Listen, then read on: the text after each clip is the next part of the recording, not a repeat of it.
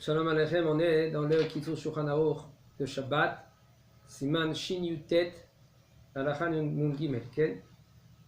הלכות בורר, קומקום של תה, שיש בתוכו תמצית מעורבת עם עלי תה, בזרבובית של הקומקום יש כעין מסננת למנוע מעבר עלי התה עם המשקה. מותר להערות ממנו בשבת, לאחר שדרך העלים נשקוע בתחתית הקומקום והמשקה צף למעלה.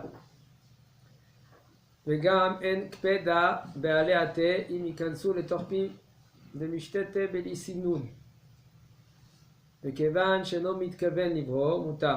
אבל כשיגיע להערות משולי הכלי, להשאיר ממי התמצית, התה, שלא יראה כבורר, וגם אם מי התמצית כמעט כן קלו מהקומקום, מותר לשפור בשבת מהתמצית לתוך הכוס, ואין בזה חשש בורר.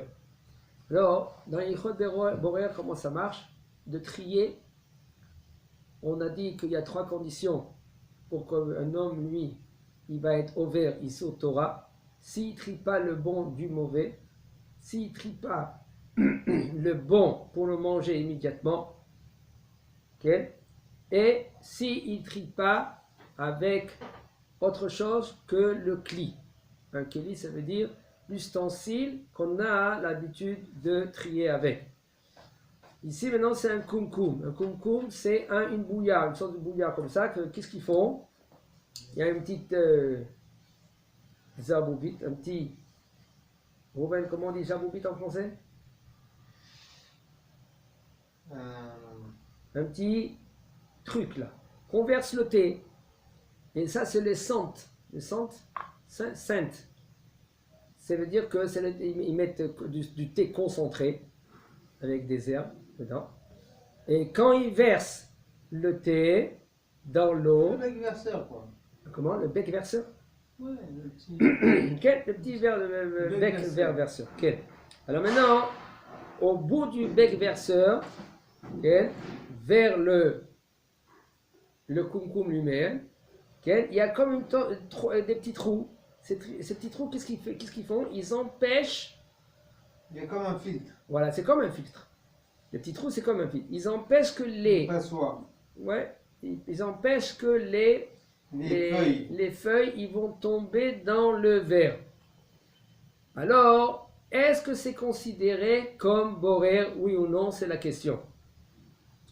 Je veux dire, chez le kumkum, c'est comme une sorte de passoire qu'elle empêche les feuilles de thé de tomber dans le verre. Alors il me dit quand même c'est moutard Shabbat de verser le tarkiz zaté, l'essence.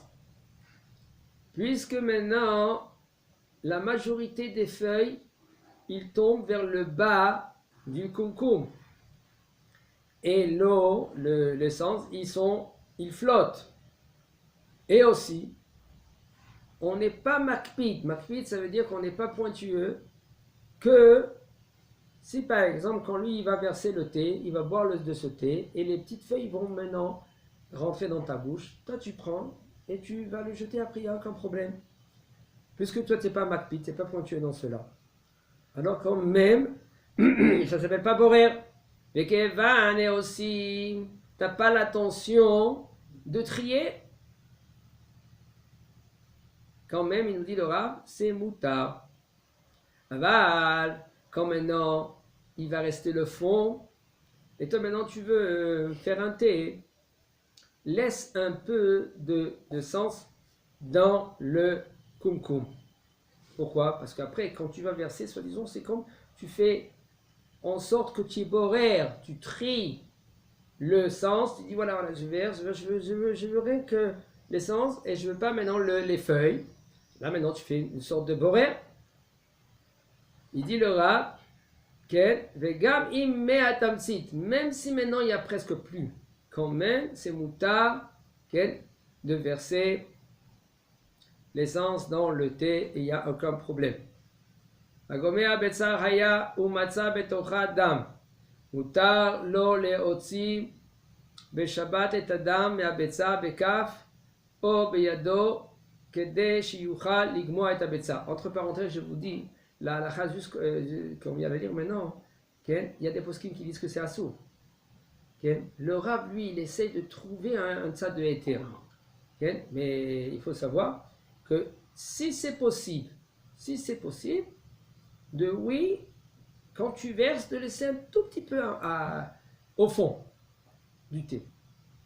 Si c'est possible. Mais sinon, si vous voyez quelqu'un qui fait ainsi, vous dites rien du tout parce que c'est moutarde après le Rav. Agomea, c'est un homme que lui qui boit, il prend un œuf cru. Il y en a le matin, ils font un trou et il prend l'œuf cru. Il y en a, il faut parce que il y a la gorge, mal à la gorge, où ils veulent faire, il est hazan, il va faire des gargarismes avec un œuf cru. Alors maintenant, quand il a pris cet œuf là comme ça, et il prend l'œuf, il boit du sang. C'est un saut de manger du sang. C'est sous Torah de manger du sang. De quoi il s'agit? L'œuf, quand il y a du sang dedans, on parle d'un œuf qui a été fécondé. Fécondé, on dit Rouven? Ça veut dire qu'il y avait un mâle. Avec Marie dit 60 maisons. S'il y a un mâle, alors ces œufs-là maintenant, c'est un problème. S'il y a du sang. S'il y a du sang dans le blanc, tu enlèves le sang, il n'y a aucun problème. S'il y a le sang dans du jaune, ça c'est un problème. Mais si c'est des œufs, comme aujourd'hui, la majorité des œufs, en Israël je parle par exemple, ils viennent des farms que là-bas il n'y a pas de coq. Des fermes, qu'il n'y a pas de coq. Puisqu'il n'y a pas de coq, il n'y a aucun problème au niveau du sang. Rien que le minag, il est de prendre le sang et de le jeter. Pourquoi? Mishum Maritaïn. Que les gens ils vont dire, quoi, tu prends du sang, tu manges du sang? Parce que Tnuva, c'est l'homme méchané, ni à marcher c'est méchané. On verra. D'accord. En général, l'homme méchané. Parce que. Ce sont tous des œufs. Pas fécondés. Ouais, qu'on réchauffe là avec la. Safa d'Ara. Que la poule, elle, parce qu'en général, ils allument, ils éteignent avec les lumières. On a vu dans ma Seret Betsa. Ils se frottent les tarnégolotes, les poules, ils se frottent. Il n'y avait pas un 40 km. 60 maisons. S'il n'y a pas un coq, 60 maisons, alors les œufs, il n'y a aucun problème. On ne craint pas qu'ils aient été fécondés. Que les poules, ils vont courir derrière le coq. Ok. Moutar, l'eau, quand même, c'est moutar. Quand tu prends maintenant cet œuf-là, tu veux le gommer. C'est moutar Shabbat d'enlever le sang Gobé. De cet œuf-là avec une cuillère même ou avec ta main pour boire maintenant cet œuf. Miyotov, Nachon, Ahmir. Et c'est bien, c'est conseillé, puisqu'il y en a des, comme on dit de nos jours, c'est Missou Maritain. C'est bien de enlever ce sang avec un peu d'œuf. Parce qu'il y en a qui veulent dire que sauf ça s'appelle borer. Ça change rien qu'il est dans le blanc ou qu'il est dans le jaune. Attends, pour l'instant on n'est pas rentré dans cela. Oui, dans les chot borer. Dans les chot borer, c'est pas au niveau des chot borer, il y a quelque chose, c'est pas ça. Dame. Dame, oui, c'est bien sûr que ça change. Si dans le jaune, c'est problématique. C'est un problème. Mais dans le blanc, il n'y a aucun problème. Oui, il faut enlever quand même le sang. Et ça. S'il éclate le jaune et il enlève un peu de jaune avec le sang. Me répète. Si c'était sur le jaune, le sang il se trouvait sur le jaune. Et il a éclaté le jaune, il a pris le jaune, un peu de jaune avec le sang, c'est bon? Non. Ah putain, il faut tout. S'il est dans le jaune, il faut tout jeter. Même le ça, on parle de quoi? Il faut pas utiliser le blanc. Ça, on parle d'un œuf normal. Un œuf normal qui a été fécondé. Mais on verra comment le Rav il va nous dire que si c'est un œuf qui vient de Tnuva. Mais comme c'est pas un œuf. Et même dans le jaune, il n'y a aucun problème. Il n'y a pas de problème. Même dans le jaune. Oui. Les œufs de Tnuva. Et pas, en France, il paraît que. Il y a des œufs de ferme. Voilà, exactement. Il y a des œufs de ferme. Et là, ils sont fécondés, ça. Ils sont fécondés, les œufs de ferme. Ah oui, il y a des poules et des coques. S'il y a des coques, il y a un problème. Des œufs frais. Voilà, exactement. La ferme. On dit là, on berler, beilchot mukse shel betzim shamushka meshuvakot baaretz al yedei chevat tnuva yesh leakel benimtza beim adam אחר שיזרוק אדם ונמצא בעלמון ונמצא בעלמון. Vous savez qu'est-ce qu'il dit le Rav? Là, il dit que de nos jours, même, puisque maintenant Atnouva, ils ne sont pas fécondés. Même si maintenant tu trouves le sang dans le jaune, ok, alors il n'y a aucun problème au niveau du sang. Tu prends le sang, tu le jettes. Mais s'ils sont fécondés, ça veut dire qu'il y a un coq qui est dans la ferme, alors c'est assourd de manger cet œuf si le sang il est dans le jaune. Adava pashut shemutar le'asir beshabbat et kol ma sheyesh batzalachat. עצמות וקליפות ושירי מאכל, קודם שמניחם בכיור לשטיפה, ואין לחוש בזה לאיסור בורר.